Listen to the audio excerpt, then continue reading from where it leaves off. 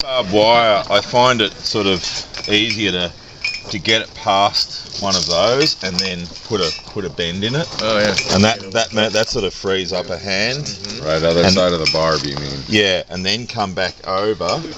Give yourself enough working length. Right, and that'll hold in position then. Half hitch. Yeah, and then you go around and then back again. Right, so we've gone through and under, just like we did with the plane. Over, under. And then come around like that. Of course, this is all out. Someone take that working end for me. Just take that one out. No, not that one. Oh, yeah. Just take that one out of the way for me. Yeah, let him grab Go that way. That way. Yeah. There you go. So now, just around like that and just keep going until that's done, right? Just round. Now tail's gone. Yeah, and that's basically what I did before with plane.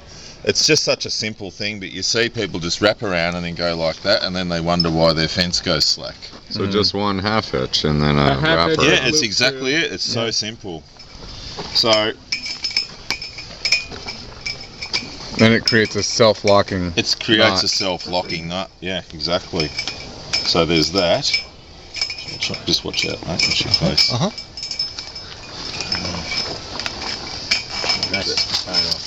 Yeah. Sorry about your poster, you gun.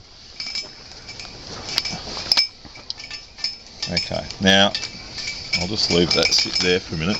Now, if you want to join, can someone grab my pliers? Thanks. So with barbed wire, super easy to. Thanks. When you're joining barbed wire, just get that end. Now what you do is you go past like that. You generally go about 4 or 5 feet, but I'll just show you. So you've got, say you go about, yeah Overlap. Overlap, right? And then what you do, so what you do now is you go a twist. You do about 5 twists, so I'll just do it on a small scale, like that. So you go 4 or 5. You go 5 twists that way, and then the last twists, you go tight like that. Right. Yeah. That's Right. And then from here, on this working end, you do the same. So you just go around like that. That's in the opposite direction, though? In the opposite direction. 8 to 10 total. Yeah. Yeah, well, 4 or 5 that way, 4 or 5 that way, and then the last few you do wrap. And if you're connecting 2 ends, you're doing that with both threads of wire. Yeah. So I've got, say the wire's broken or cut, or it's just where I'm joining 2 lengths, right. or because I've run out of wire. Okay. Yep. You'll do this, and then you come to here, and then you go like I showed you. Then you'll wrap that around, and that'll take the full strain that wire can take. No joint is required. Don't need to tie a sheep shank. No, because barbed wire, you don't want to be mucking around. It's just a shit. So for joining, so that will take the full strain that wire is capable of taking. Great. Yeah. You can do kind of similar stuff with plain wire as well, but you got to go a lot longer. Plain wire, you don't have the grip of. Right. No, you don't have the you don't have the natural grip of the barb, and there's not as much contact. The wire and plain wire is a lot smoother. Yeah. Yeah, it's not the braid. So is there like a clamp or something maybe that or just tie it off? With the you use the figure 8 like I showed you before. Okay. Like so you'll have the strainer here. So you've got the wire up at your height. You'll have the strainer here connected to there, right? And so the strainer is holding the 2 ends, and that's where so you've now got 2 working ends that you're then, the strainer's holding the 2 lengths, so it's pretty well right. Now you do the knots with the 2 lengths at full strain.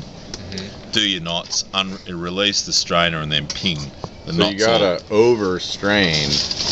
Because when you undo, it inevitably... Oh, yeah. You've always got the slack of what's going on between here and here. And same with this. So I'd have a strainer here, right?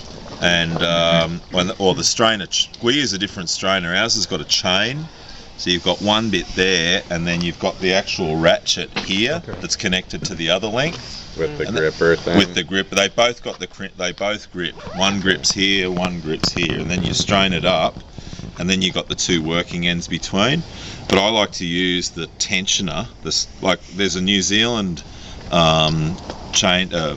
wire strainer that's actually got the tensioner in it, the tension gauge. Because a lot of the wire, a lot of the time you'll actually probably understrain the fence, but then you can also overstrain it. If you overstrain it with, say, high tension, you can stretch it, and then the wire becomes really brittle because it's already quite brittle. So it's better. I find it for $50 for a fence tensioner. If you're doing a lot of it, you can optimize the fence because you're either going to overcompensate or undercompensate. Yeah. $50 get it right. Yeah. So when you buy certain wire, what it should be. It's got a rating. It's got a rating. All wire should have a rating.